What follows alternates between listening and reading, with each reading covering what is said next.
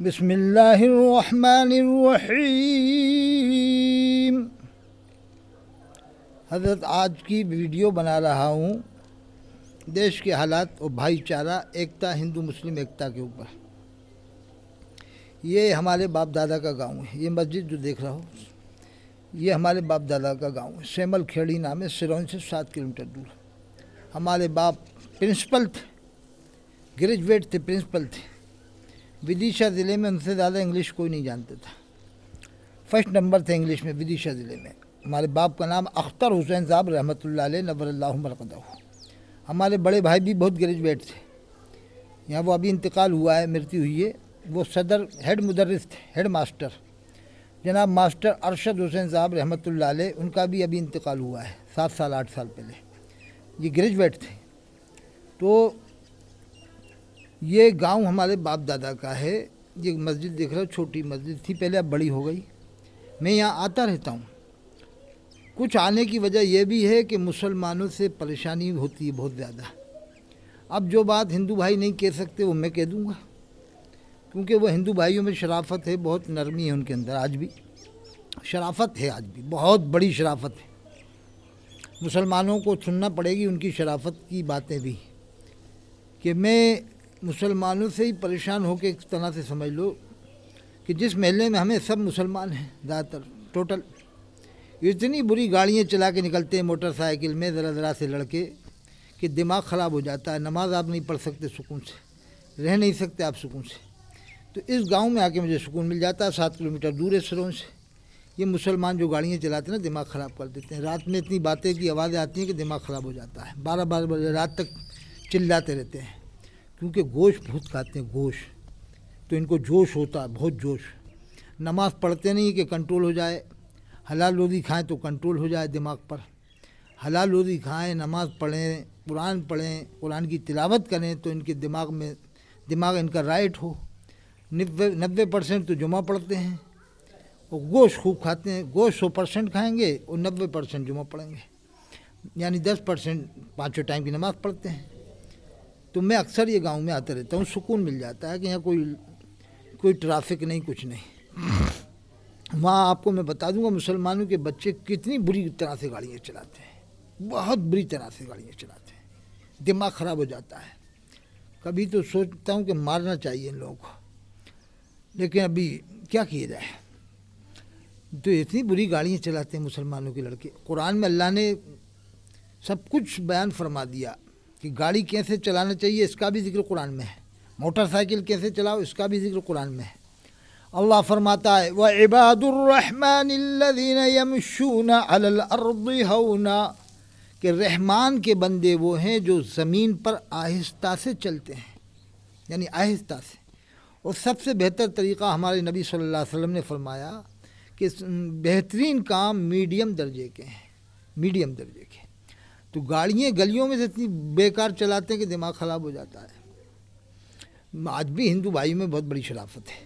آج کی جو میں ویڈیو بنا رہا ہوں خطیب الہند غازی ملت مفتی سلمان اظہری صاحب کے بارے میں، ان کو جو گرفتار کیا گیا، تو قرآن کے میں اللہ فرماتا ہے اذهب الى فرعون انه طغى، موسیٰ علیہ السلام سے اللہ نے فرمایا جب فرعون کی طرف جاؤ تو وہ اذهب الى فرعون، جاؤ فرعون کی طرف، وہ سرکش ہے، فقولا له قولا لینا لعلہ، جب اس کے پاس جاؤ تو بہت نرمی سے آہستہ سے بات کرنا ہے، جبکہ خدائی دعویٰ کر چکا تو فرعون، پھر بھی اللہ نے فرمایا کہ جب اس سے بات کرو تو بہت نرمی سے بات کرنا، آہستہ سے بات کرنا۔ یہ قرآن میں اللہ نے فرمایا ہے۔ تو قرآن میں اللہ فرماتا ادعو الی سبیل ربک بالحکمہ، اللہ کی طرف بلاؤ حکمت سے، والموعظۃ الحسنہ، اور اچھی باتوں کے ساتھ۔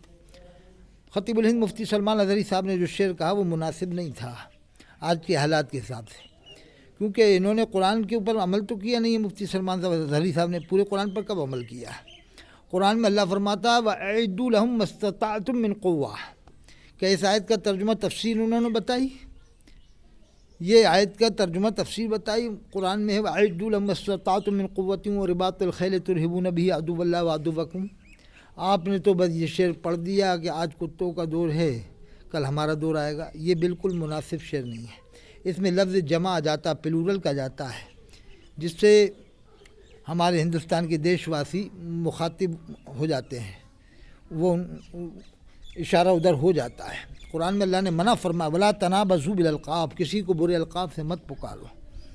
قرآن میں اللہ فرماتا ہے وَأَعِدُّوا لَهُمْ، تیاری کرو مَسْتَطَعْتُمْ، جتنی تمہارے اندر طاقت ہو، قوت ہو، یعنی آخرت کی آپ تیاری کرو، قبر میں جانا ہے، اعمال کی تیاری کرو، علم حاصل کرو، عمل کرو، اخلاق سے پیش آؤ، ہر طرح سے تیاری کرو۔ قبر میں جانا ہے، قیامت میں اللہ کو حساب دینا ہے۔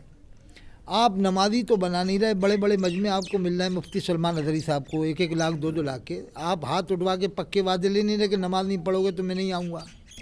آپ چاہیں تو اس دور میں کام کر سکتے ہیں، جوئے سٹے چھڑوا سکتے ہیں، لوگ جو شراب پی رہے ہیں چھڑوا سکتے ہیں، اللہ نے اتنا آپ کو عزت دیا ہے۔ آپ جامعہ ازہر مصر، جہاں 110 ملکوں کے لوگ پڑھ کے آئے جامعہ ازہر مصر میں، وہ سب سے نرمی سے پیش آتے ہیں، اخلاق سے پیش آتے ہیں، دیوبندیوں کو ہی پڑھاتے ہیں، بریلویوں کو ہی پڑھاتے ہیں، اہل حدیث کو ہی پڑھاتے ہیں، مودودی کو ہی پڑھاتے ہیں، شیعہ کو ہی پڑھاتے ہیں۔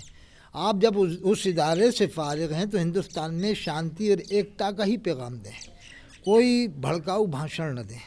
ہندو بھائیوں میں جو غلط بول رہے ہیں، یہاں ہندوستان کی حکومت ان پر لگام لگا دے گی، آپ جا کر ان سے التجا کریں، درخواست کریں، آپ جا کر پولیس والوں کے پاس جائیں، پولیس والے بڑے پڑھے لکھے ہوتے ہیں، ایس پی کلیکٹر بہت بڑے بڑے یعنی گریجویٹ مائنڈیڈ لوگ ہوتے ہیں، پڑھے لکھے ہوتے ہیں، آپ سے ادب سے پیش آئیں گے اور آتے ہیں۔